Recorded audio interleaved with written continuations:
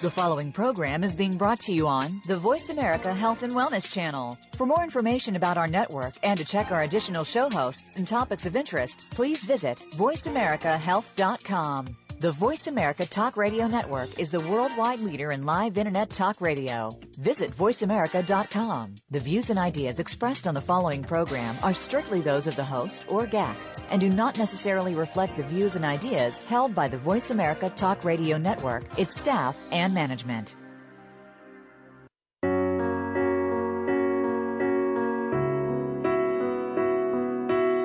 Loss in our lives takes on many different forms and can be more than just a physical loss. It goes beyond that to include emotional loss, business loss, and loss of personal health. This is Voices for Healing with Cathy Roberts. Today, Cathy and her guests will help you find out that you are not alone in dealing with loss and grief. There are so many different ways to deal with loss. What works for some may not work for others.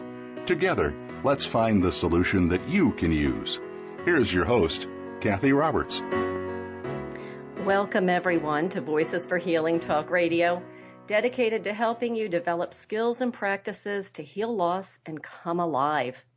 I'm your host, counselor and educator Cathy Roberts, and today my guest is author, psychotherapist, and consultant Linda Graham. Hello, Linda. Welcome to Voices for Healing. Thank you, Cathy. Very happy to be here. I'm glad you're here as well, Linda. Let me tell our listening audience about you. Listening audience, I'm so glad you're here with us, too. I think you're really going to enjoy and get a lot out of what Linda will share during our program today. Linda Graham is a marriage and family therapist, and she's been a practitioner and facilitator of personal growth and transformation for more than 20 years. She's an experienced psychotherapist, consultant, trainer, and meditation teacher in California, and she integrates the teachings of neuroscience, mindfulness, and Western psychology into her nationwide trainings, workshops, and monthly e-newsletters. Linda's passion for integrating the paradigms of brain science, Western psychology, and Eastern contemplative practices is distilled into skillful guidance that helps people shift out of old patterns of response to life events and into more flexible, adaptive patterns that lead to more authentic resilience and well-being. Her book, Bouncing Back, Rewiring Your Brain for Maximum Resilience and Well-Being, offers dozens of experiential exercises that help readers navigate the storms and struggles of life more quickly, adaptively, and more effectively, especially in turbulent times. In the hour ahead, we'll learn about the workings of our brain and how that impacts the way we cope more or less well with trauma and loss. We'll discuss the importance of mindfulness to healing loss and experience one or two of the experiential exercises that can support our healing. Linda's book is chock full of exercises we can practice to rewire our brain, and that's one of the things I love about our book and why I really wanted Linda to be on this show. She's written a book that's chock full of information and also gives you things you can do, very practical exercises you can do alone or with someone else to help you rewire your brain. Linda, authors are usually quite interested in and passionate about what they write about. How did you get interested in resiliency? Well, Cathy, I've been a psychotherapist for 20 years, and so most of my work is helping people cope with loss, stress, trauma, the ups and downs of their lives, the twists and turns of their lives. So I felt like I needed to know what would be most helpful to them in a safe, efficient, effective way. About 10 years ago is when I got interested in neuroplasticity and learning that because the brain learns from experience and because we can choose the experiences that we want to use to rewire our brain, we can actually send our capacities to cope with the disasters and disappointments of our lives in a more wholesome direction. So that's what I became passionate about because it actually works.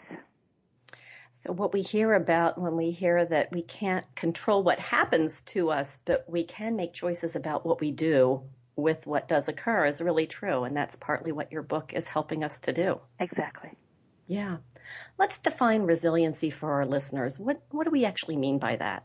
Well, resiliency are capacities that we have. They're innate in the brain. They're hardwired in by evolution to cope with challenges and crises and respond to them in ways that are skillful, adaptable, flexible.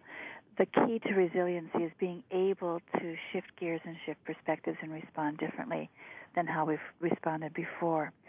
So those capacities are developed early on by our early experiences in our earliest caregiving family, and then refined as we go through life. New experiences teach us new patterns of response. What we're trying to do now is to keep the responses that work well, but rewire the ones that maybe lead us down the wrong path or are too rigid or too chaotic to be of much use to us, and actually find responses to life events that are actually both stable and flexible. So this means that we are called upon to do something different than what we have been doing. We're just expanding the toolbox. It may be that what we've done up until now works very well in certain circumstances or with certain people or certain situations, but as we face new circumstances, new stresses in our lives, then we need to be able to keep expanding the toolbox of how we respond to those events. And the exercises in the book simply strengthen the capacities of our brain to be able to do that. I love that terminology of expanding our toolbox. We've already got a bunch of tools in there, and we can add more. That's lovely. Very lovely. Most of our listeners tune into this show to develop skills for coping with loss in their life. And, we have small losses every day. We forget something, forget an appointment, miss something, lose a set of keys, things that are fairly quick to recover from. But we also have some more major losses sometimes that take a lifetime sometimes to deal with.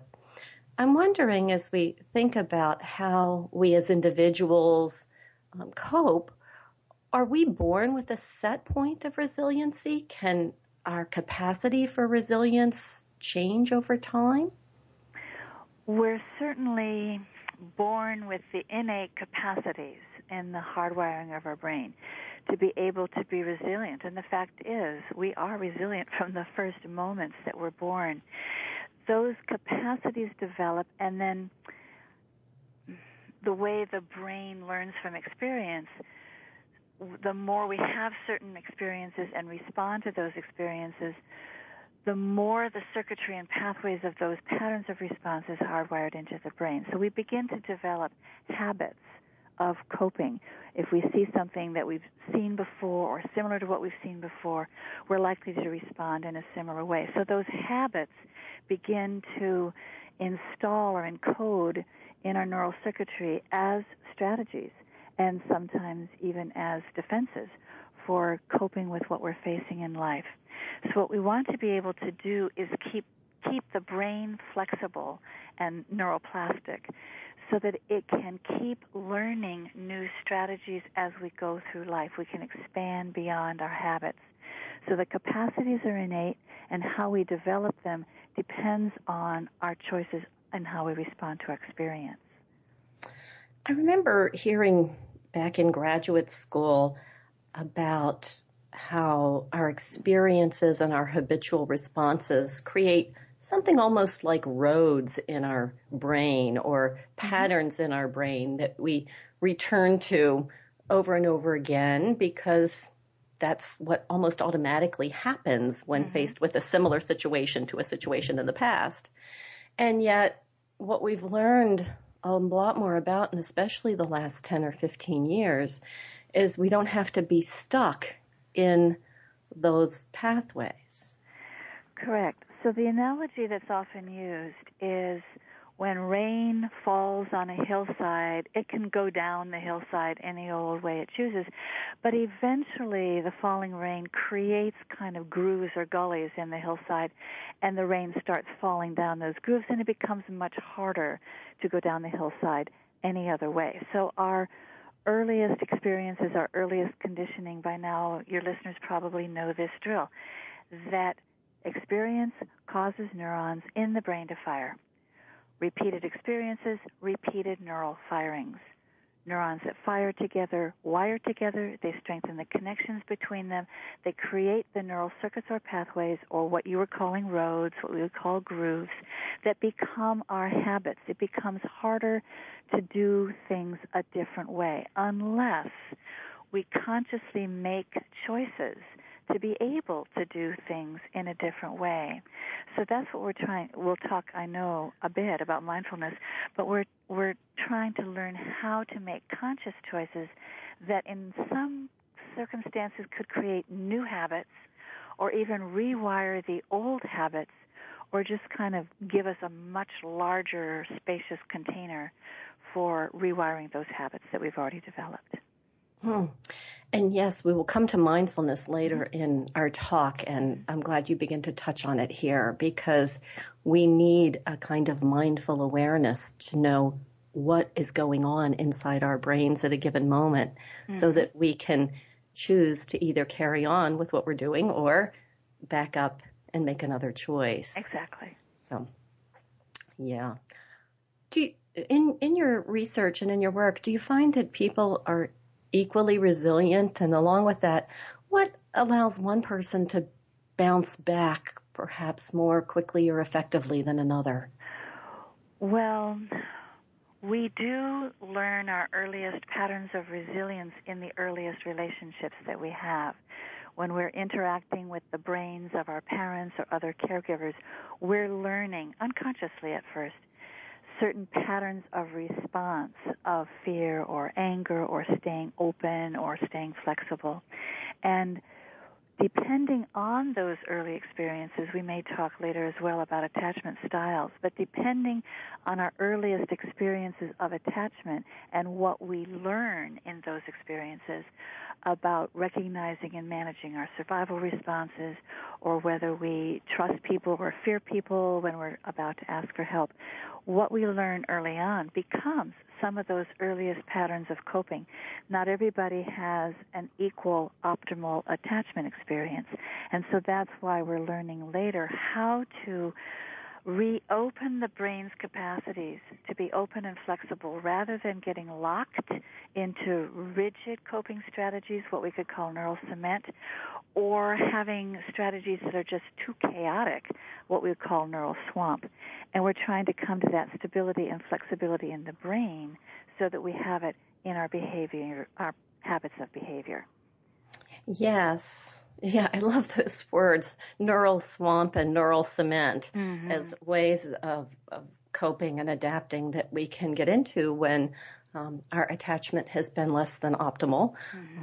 And those ways can be changed. That's what I really like about your message is we need not be stuck in old patterns.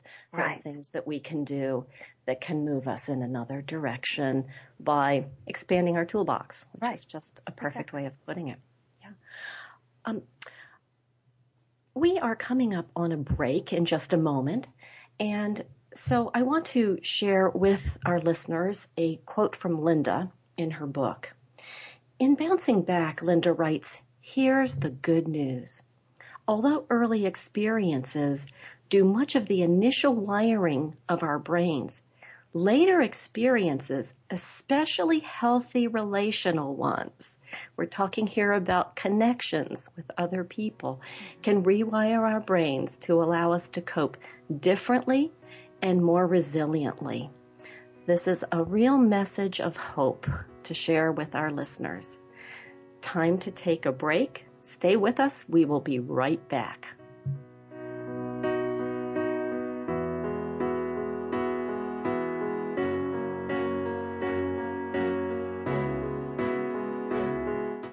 Think you've seen everything there is to see in online television? Let us surprise you. Visit voiceamerica.tv today for sports, health, business, and more on demand 24/7. Cathy Roberts is not only an exceptional radio host, she's an exceptional listener and counselor. Cathy appeals to motivated, high-functioning people to help them improve their health and vitality. Cathy can meet you where you are and help you identify what you want. Visit Cathy's website at www.cathyroberts.net or call her at 301-651-0019. Cathy works with both individuals and couples and specializes in grief and depression counseling. Get to know yourself by working with Cathy. Visit CathyRoberts.net or call 301-651-0019. Cathy Roberts offers Circle of Voices teleclasses to help you focus your mind, engage your energy, and awaken your inner guide. Through this experiential and interactive series, you will know yourself more and learn to express yourself authentically in your personal life. Visit Cathy's website at CathyRoberts.net to find out about this teleclass series, designed to open you to change and engage healing in the fabric of your life. Go to CathyRoberts.net or call Cathy at 301-651-0019 for more information.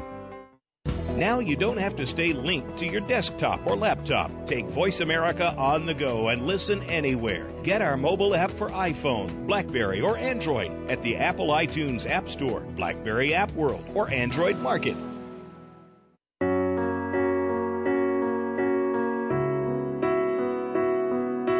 You are listening to Voices for Healing with your host, Cathy Roberts. If you have a question or comment for the program, please send an email to Cathy at CathyRoberts.net. That's Cathy at CathyRoberts.net. Now back to Voices for Healing. Charles Darwin wrote, "It's not the strongest of the species that survives, nor the most intelligent that survives. It is the one that is the most adaptive to change." You're listening to Voices for Healing with host Cathy Roberts and guest Linda Graham. Linda, your book is really an encyclopedia of wisdom and experiences that we can incorporate into our lives to bring about change. I just love it. Thank you. Tell us, oh, you're very welcome. Tell us a little bit about what role our brains play in resiliency. Well, in the book, I focus on the prefrontal cortex, which I call the CEO of resilience. In science, it's known as the center of executive functioning in the brain. So it's our higher brain right behind our forehead. It's the latest to evolve in human evolution, and it's the latest to develop in an individual human brain. It doesn't fully mature until we're about 25 years of age. But the functions of the prefrontal cortex are essential to resilience, and I'm outlining them here from Dan Siegel's work. That the prefrontal cortex allows us to manage our body and our nervous system so we can regulate the revving up of our survival responses. It quells the fear response of the amygdala so that we can find our equilibrium again and keep the higher brain online so that we can perceive our choices. It manages a broad range of emotions, so we get the signals of when action is needed. It's the structure that allows us to attune to our own felt sense of our experience or to another person's. It allows us to have empathy for our experience, meaning a cognitive understanding of what's happening. It's understandable what's happening. It's acceptable what's happening, and now what are we going to do about it? It's the structure of insight or self-awareness and self-knowing so that we can know not only what's happening, but how we are reacting to what's happening. And it is the structure of response flexibility. It is the structure in the brain that allows us to shift gears and make different choices. So a lot of the exercises in the book are specifically to strengthen the functioning of that prefrontal cortex. Excellent brief summary of the role of the brain in this. That brings up the next thing I'm wondering about, which is what happens when our brains get on overload and we're having trouble responding to trauma or stress in our lives. So any stress or potential trauma is going to activate our survival responses, and we're never not going to do that. So the lower brain will rev up into what we now know as fight, flight, freeze, or actually shut down into numbing out and collapsing. And that's how we stay alive as a species and as individuals. What we can do is learn tools and techniques to calm down the revving up of our nervous system, come back to a physiological baseline of equilibrium where we are calm and relaxed and yet engaged and alert, and then we're able to see what our choices are and respond well. How do we do that? How do we calm our brains down when things are going on, maybe happening so fast or so intensely that we're getting flooded or overwhelmed? When we do get flooded or overwhelmed, it's really wise if we can call on the somatic resources of our body. And one of the first tools that I teach my individuals and my couples to do with each other is called hand on the heart, where you simply place your hand on the heart, deep breathing a sense of relaxation and calm, ease and safety and trust into the heart center, and then remembering a moment when you felt safe and loved and cherished with another person, and letting the feelings of safety and trust and love and cherishing give you a bath in your body. What you're doing with that is activating the release of oxytocin, which is the brain's hormone of safety and trust. It is also the hormone of bonding and belonging and of calm and connect. And it's the brain's direct and immediate antidote to the stress hormone cortisol. So when we do an exercise like hand on the heart, or there are many other exercises in the book where we're activating the release of oxytocin, we're calming down our stress response. When oxytocin is coursing through our body, we can even preempt the stress response. And so I think it's one of the most useful tools that we can know about working with our brain and our nervous system to be able to deal skillfully with stress. What you just described was beautiful, and I'm wondering if that's something that you would like to lead us through, since you've just talked about it. Is that something you would like to share with our listeners? I would love to, and in the interest of time, I did just sort of lead us through the steps. Hand on the heart or hand on the cheek, breathing deeply, which will activate the parasympathetic nervous system and help us calm down. Breathing in the positive emotions of safety, trust, goodness, ease, which will help restore our heart rate variability. And then evoking memories or just a moment of feeling safe with another person, with a pet, with a spiritual figure, that will allow us to release the oxytocin and calm down the stress response. Sue Carter, who's one of the premier researchers about oxytocin in this country, says that a single dose of oxytocin can create a lifelong change in the brain.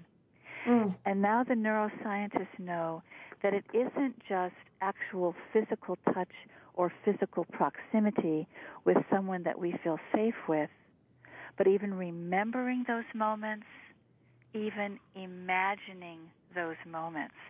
So there's a lot we can do with our higher brain to help release the oxytocin that will calm down our lower brain. And that exercise is in the book. That's so helpful to know. I just closed my eyes and put my hand on my heart as you were going through it again so that I could experience it. And what I love about what you just said is that this is something that each one of us can do on our own by recalling these memories that brought a pleasurable feeling or a sense of safety or connection. Right. And I love that piece, that anyone, anywhere can call upon this to help themselves out by engaging that higher brain, imagining, and imagining can be as powerful as a real face-to-face connection, which I think is wonderful to know and really helpful for people. That gets us right into one of the next questions we were going to address, which is how important personal connections with other people and animals are to our bounce back ability. And we kind of addressed that, but let's take that a little bit deeper. Well, because our brains are social organs and they develop initially only in interactions with other brains, it's so important that we have resonant, compassionate, empathic, accepting relationships with other people or with pets or with spiritual figures so that our own prefrontal cortex will develop and mature. That's how it grows in the first place. As we go through our lives, the continued hanging out with other healthy brains is the best way we have to build our own inner resilience and inner strength. Hanging out with other healthy brains. That's beautiful, isn't it? And learning how to recognize who and what is healthy in our lives and who and what is less so can be part of our process in doing that. That's right. Yeah. Let's get into attachment a little bit. You brought it up earlier in the beginning, and suppose we didn't have especially positive attachment experiences with early caregivers for any number of reasons. What do we know about that and the effect on the brain, and what can we do to remedy the effects of those less than optimal experiences in our early years? Well, one of my mentors, Diana Fosha, who developed Accelerated Experiential Dynamic Psychotherapy, AEDP, which is an attachment-based, emotion-focused therapy, says that what we need to do is find people who can be true others to our true self. And so when we can find people who actually can see us and understand us and hear us and validate us, then we begin to recover that sense of an internal secure base within ourselves, that I'm a good person, that I'm capable, that I'm competent, that I matter, that I'm important. And that is the sort of both neurological and psychological foundation for our resilience. So we're looking to recognize those moments when someone has been a true other to our true self. And I'm thinking about the work that both you and I do as psychotherapists and how that's a big part of what we want to be for the people that we work with. Exactly.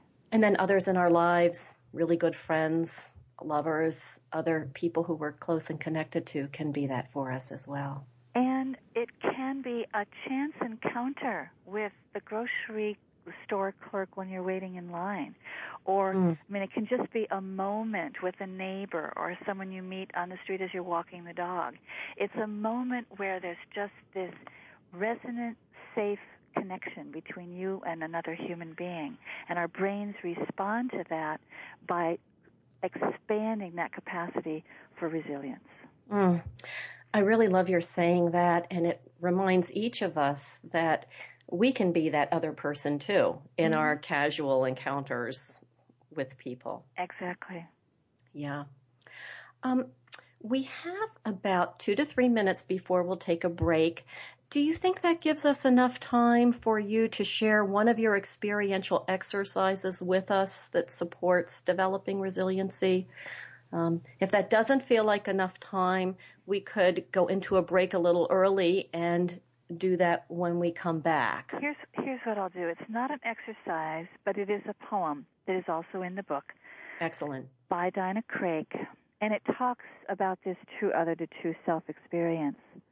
Perfect. Ah, the comfort, the inexpressible comfort of feeling safe with a person, having neither to weigh out thoughts nor words, but pouring them all right out just as they are, chaff and grain together, certain that a faithful hand will take them and sift them, keeping what is worth keeping, and with the breath of kindness, blow the rest away.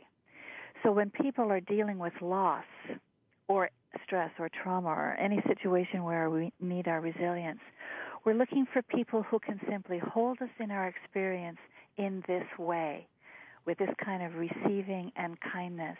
And that is actually what helps us restore and recover our capacities for resilience.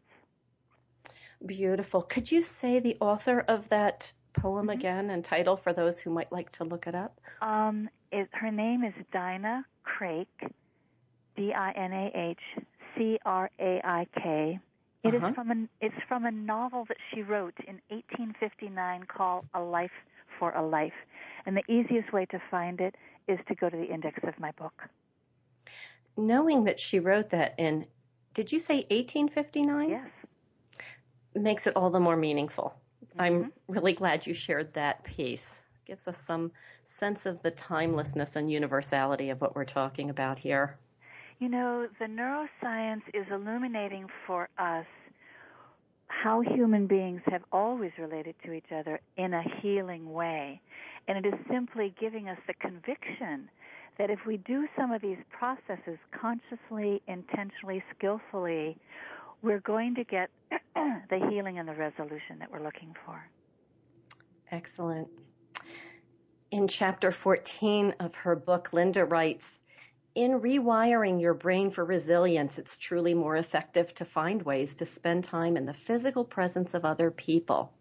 But if that's not possible in a busy life, or if the people you feel close to live a great distance away, connecting by phone or email can still rewire your brain in a positive direction. Mm-hmm. We're taking a short break, and we'll return with host Cathy Roberts and guest Linda Graham after the break.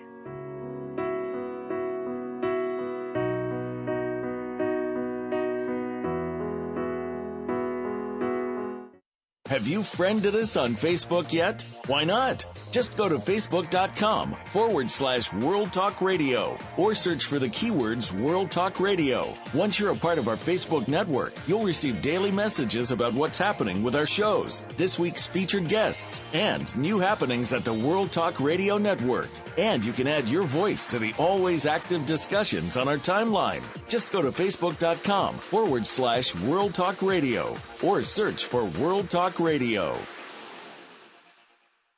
Cathy Roberts offers Circle of Voices teleclasses to help you focus your mind, engage your energy, and awaken your inner guide. Through this experiential and interactive series, you will know yourself more and learn to express yourself authentically in your personal life. Visit Cathy's website at cathyroberts.net to find out about this teleclass series, designed to open you to change and engage healing in the fabric of your life. Go to cathyroberts.net or call Cathy at 301-651-0019 for more information. Cathy Roberts is not only an exceptional radio host, she's an exceptional listener and counselor. Cathy appeals to motivated, high-functioning people to help them improve their health and vitality. Cathy can meet you where you are and help you identify what you want. Visit Cathy's website at www.cathyroberts.net or call her at 301-651-0019. Cathy works with both individuals and couples and specializes in grief and depression counseling. Get to know yourself by working with Cathy. Visit cathyroberts.net or call 301-651-0019. What's going on behind the scenes with your favorite Voice America show or host? For the latest news, visit the iRadio blog at iradioblog.com.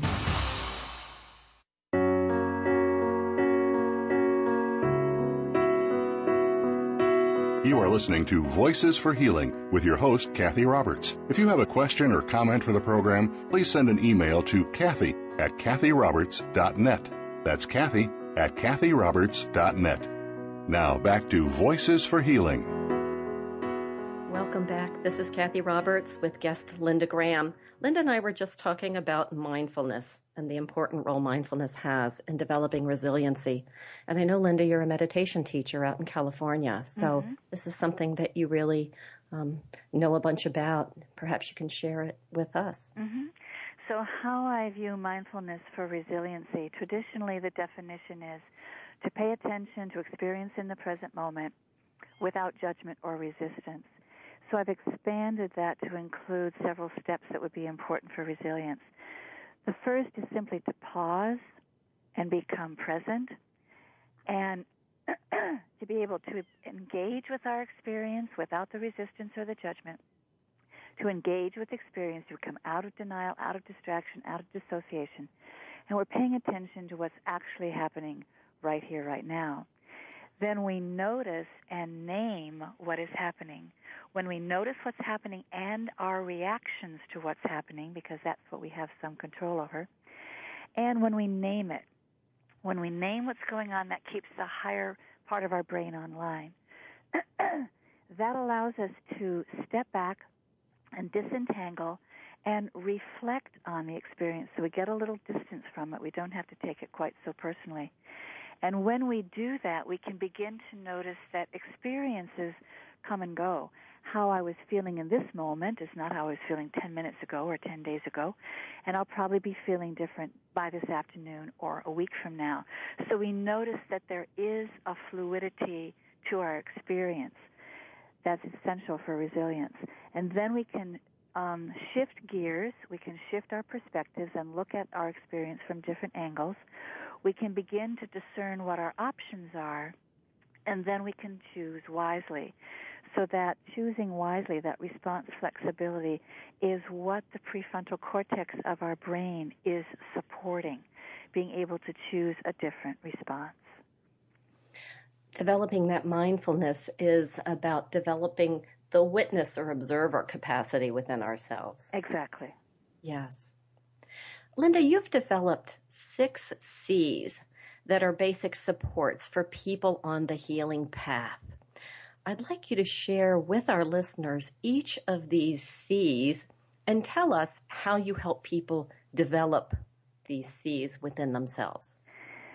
So the 6 C's are calm, compassion, clarity, connecting to resources, competence, and courage. And I teach them sort of in that trajectory because we need to come to a sense of calm, coming back to that baseline equilibrium where we can be calm and relaxed, engaged, and alert so that we can respond to our experience well. Compassion, meaning here self-compassion, being able to care about ourselves in a moment of suffering and just taking a moment to say, ouch, this hurts, this is hard, and open up again to our own humanity, that we are not alone, that people go through these kinds of rough times, and that we are part of the entire human experience. The calm and compassion together can lead to clarity, the mindfulness, the clear seeing of what's what and how we're responding to what's what and what our choices can be.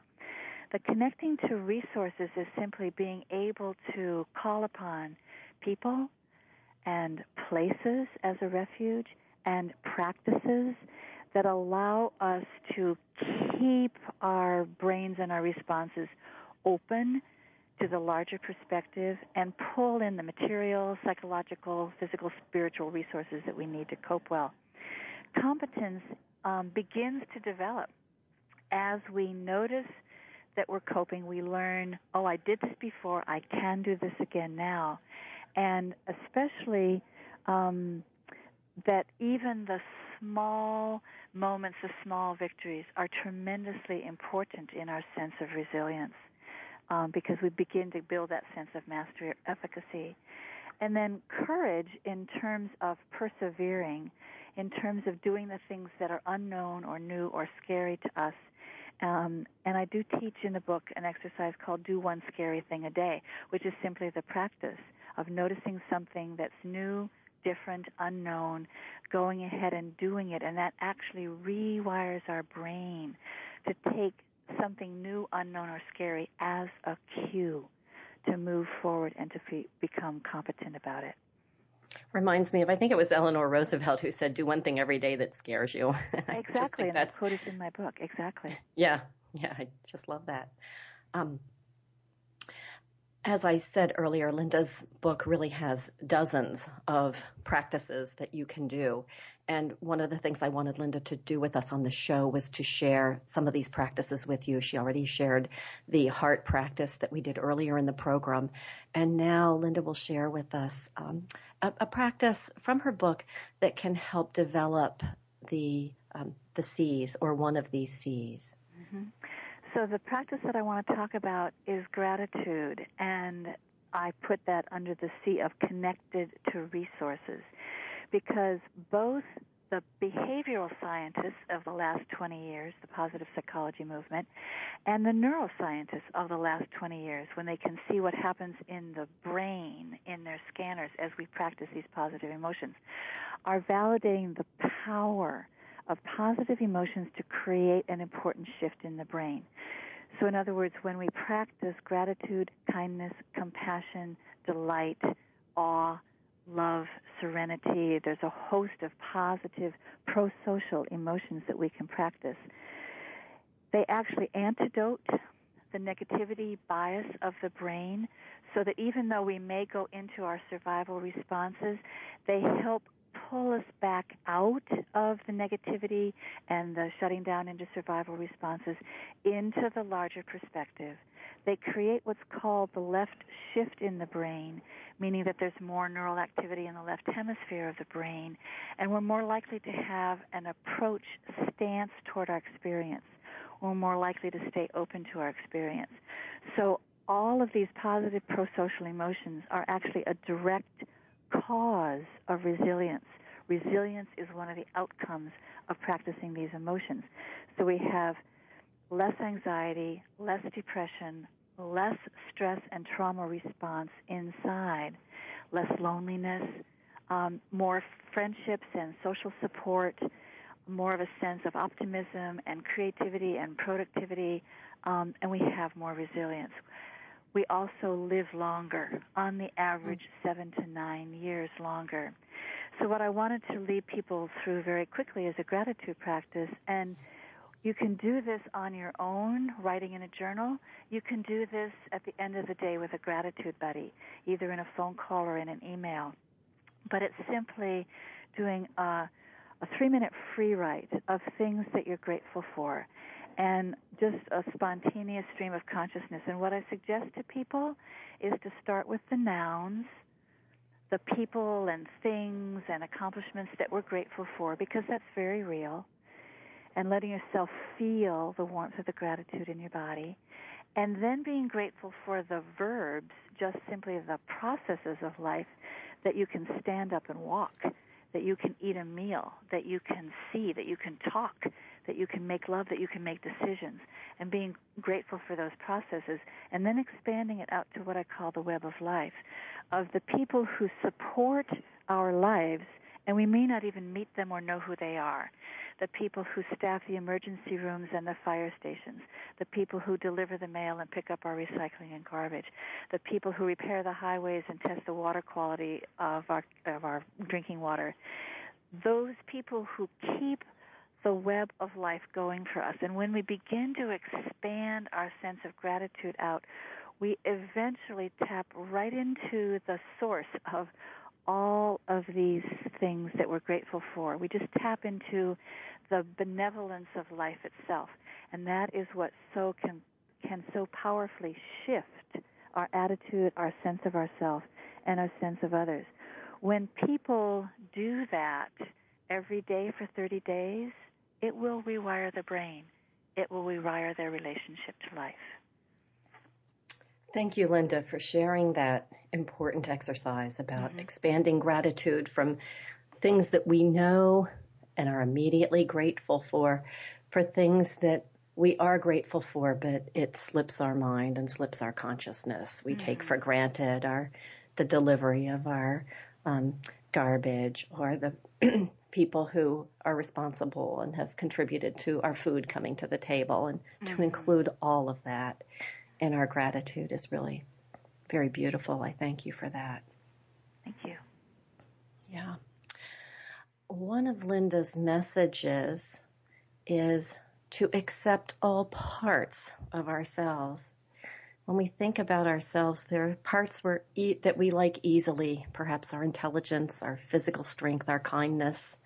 And there are other parts of us that we're less comfortable with. Maybe we're bossy or get angry easily or impatient. Yet each part of us has a message for us.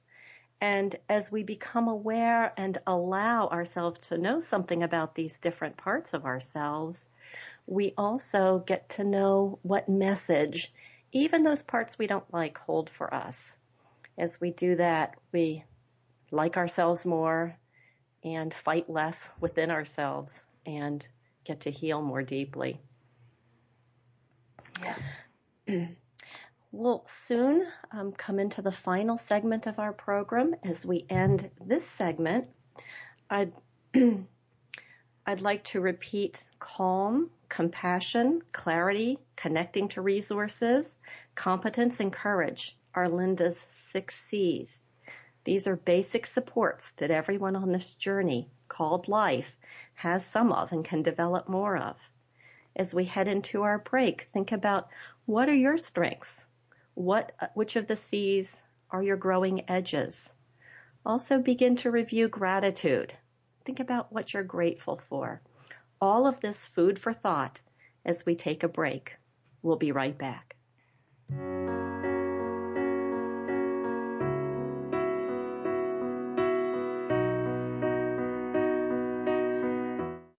Save on your prescriptions with the RX Savings Plus drug discount card offered by Voice America. It is not insurance, and discounts are only available from participating pharmacies. But 9 out of 10 pharmacies participate nationwide. Start saving today. Print your free card online at voiceamerica.rxsavingsplus.com or text the word TALK RADIO to 96362. Cathy Roberts is not only an exceptional radio host, she's an exceptional listener and counselor. Cathy appeals to motivated, high-functioning people to help them improve their health and vitality. Cathy can meet you where you are and help you identify what you want. Visit Cathy's website at www.cathyroberts.net or call her at 301-651-0019. Cathy works with both individuals and couples and specializes in grief and depression counseling. Get to know yourself by working with Cathy. Visit cathyroberts.net or call 301-651-0019. Cathy Roberts offers Circle of Voices teleclasses to help you focus your mind, engage your energy, and awaken your inner guide. Through this experiential and interactive series, you will know yourself more and learn to express yourself authentically in your personal life.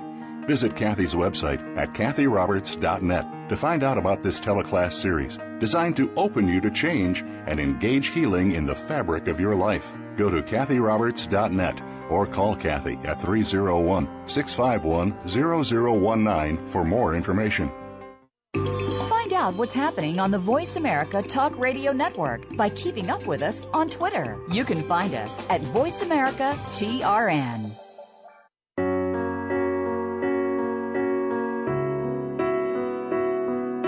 You are listening to Voices for Healing with your host, Cathy Roberts. If you have a question or comment for the program, please send an email to Cathy at cathyroberts.net.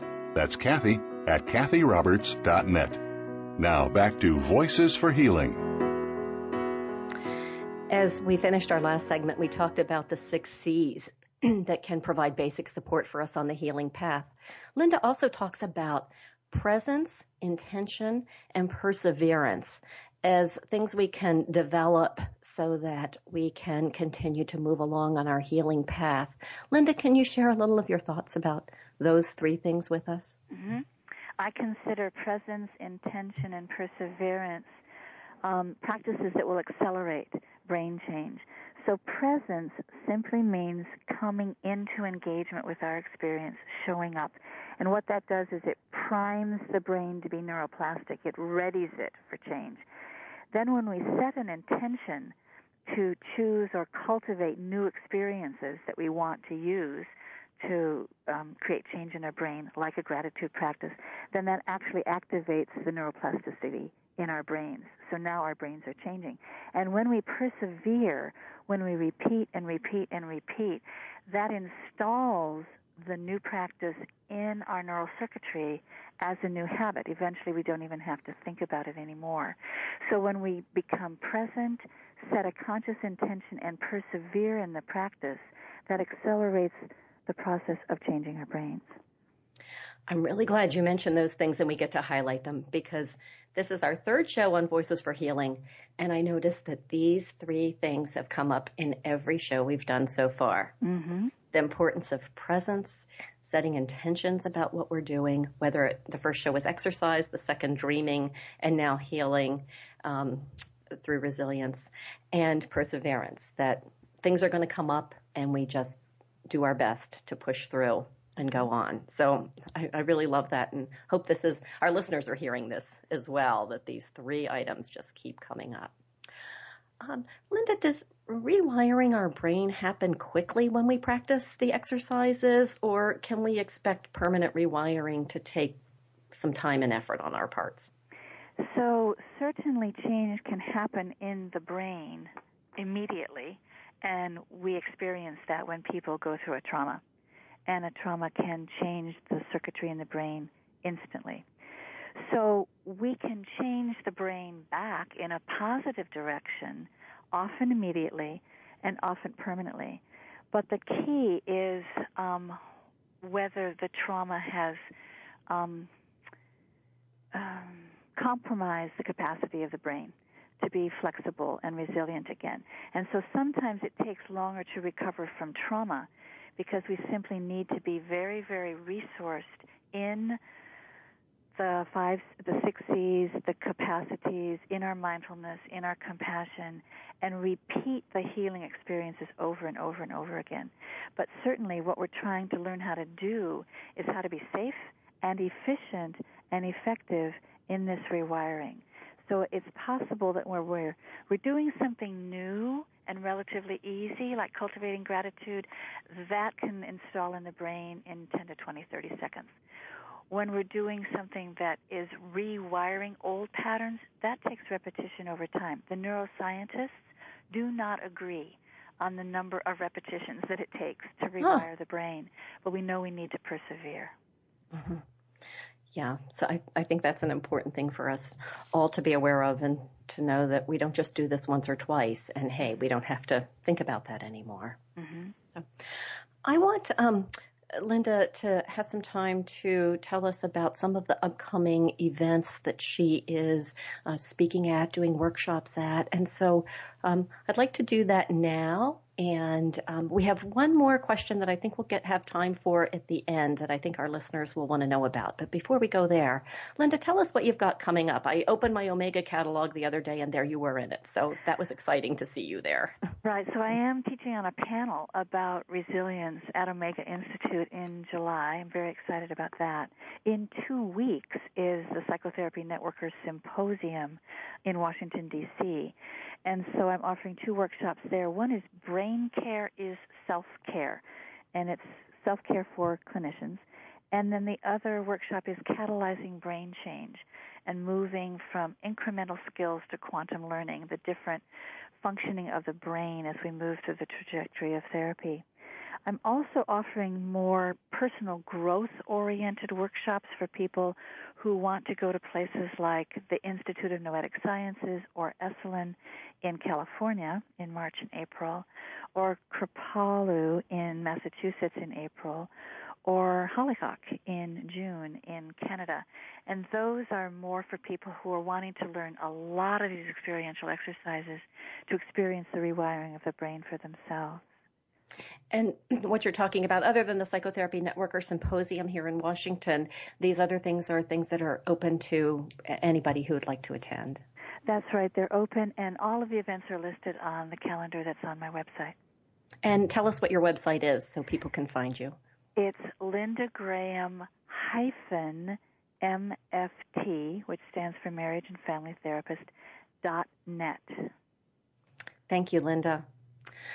I want to let our listeners know about a 3-class teleseminar I'm facilitating beginning Tuesday, April 1st at 7 p.m. Eastern and 4 Pacific, called Focus Your Mind, Engage Your Energy, Awaken Your Inner Guide.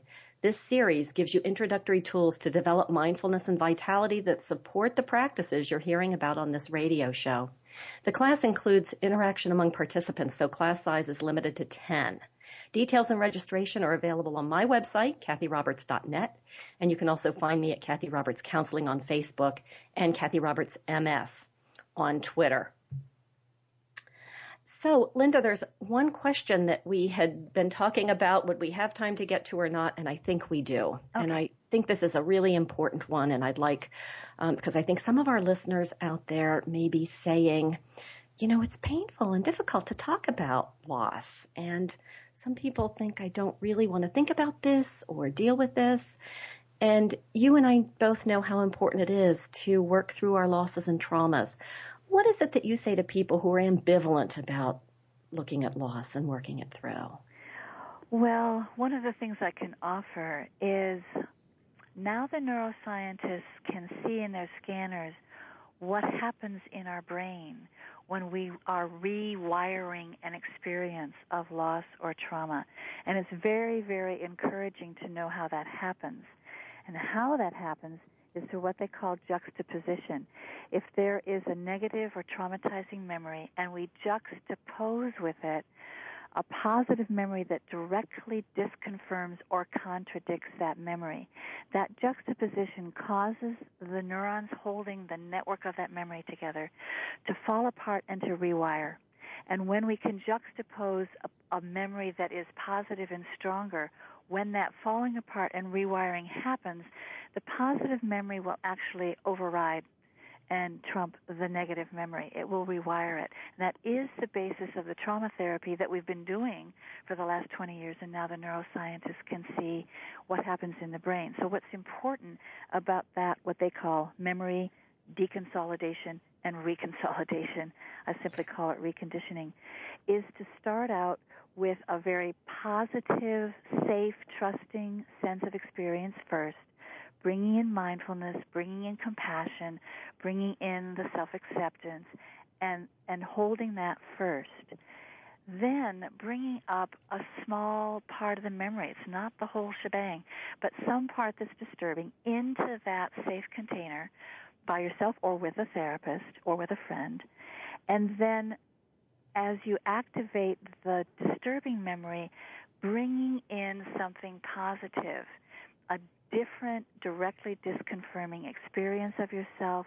Linda, I'm so sorry. I'm going to have to interrupt us here. What I'm hearing, though, is that we can do this process without re-traumatizing and tremendous pain. We do this process without re-traumatizing. That's correct. We're coming to the end. I would love for you to stay on the line if you can for another moment. Linda, I want to thank you for being here, and I want to thank our listeners. I'd love to hear from you about Voices for Healing and how it's supporting your life. Next week, Tanya Parker will be my guest. We'll be talking about turning rut stories into river stories. Until next time, transform loss, embrace vitality. You've been listening to Voices for Healing with Cathy Roberts.